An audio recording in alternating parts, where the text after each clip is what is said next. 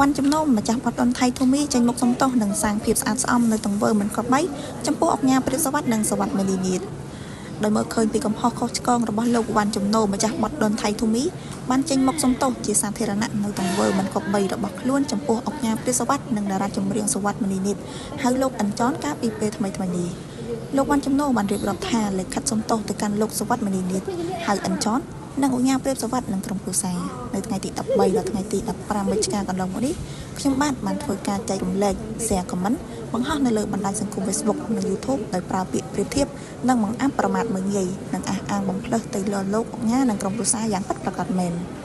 តាមរយៈសកម្មភាពនិងទង្វើទាំងអស់នេះហើយដែលជាហេតុផលធ្វើឲ្យប៉ះពាល់ធ្ងន់ធ្ងរដល់កិត្តិយសកិត្តិនាមសេចក្តីថ្លៃថ្នូរនិងមុខរបរការងាររបស់លោកសវត្ថិមនីនាថ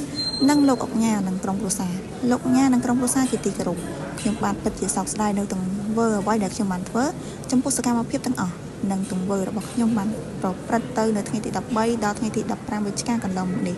ដោយសារតែខ្ញុំមានការយល់ច្រឡំនិងមិនបានគិតគូរពិចារណាឲ្យបានវែងឆ្ងាយចំពោះទង្វើរបស់ខ្លួន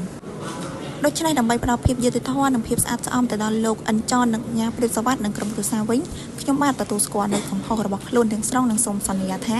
ជប់ធ្វើទង្វើមិនគួរគប្បីដែលនាំឲ្យប៉ះពាល់ដល់លោកអុកញ៉ានិងក្រុមគ្រួសារទៀតហើយចាប់ពីពេលនេះតទៅជាមួយគ្នានេះផងដែរលោកបានចំណូលថែមទាំងបានសន្យាថាខ្ញុំបាទនឹងលុបចោលរាល់សកម្មភាពដែលខ្ញុំបានធ្វើការចែករំលែកសរសេរខមមិនបង្ហោះនៅលើបណ្ដាញសង្គម Facebook កន្លងមកចាប់ពីថ្ងៃនេះតទៅ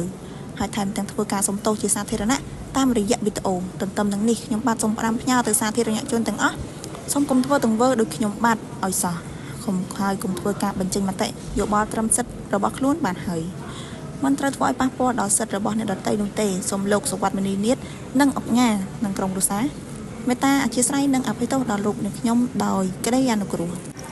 គូបញ្ជាក់ផងដែរថាបច្ចុប្បន្ននេះមានជនខិលខូចមួយចំនួនតូចបានប្រើប្រាស់បណ្ដាញសង្គម Facebook និង YouTube ដើម្បីខមមិននិងរិះគន់នៅរឿងមិនល្អដើម្បីតែផលប្រយោជន៍របស់ខ្លួនធ្វើឲ្យប៉ះពាល់ដល់សិទ្ធិឯកជនរបស់អ្នកដទៃក្នុងនាមជាជនជាតិខ្មែរសូមមេត្តារិះគន់ដើម្បីស្ថាបនា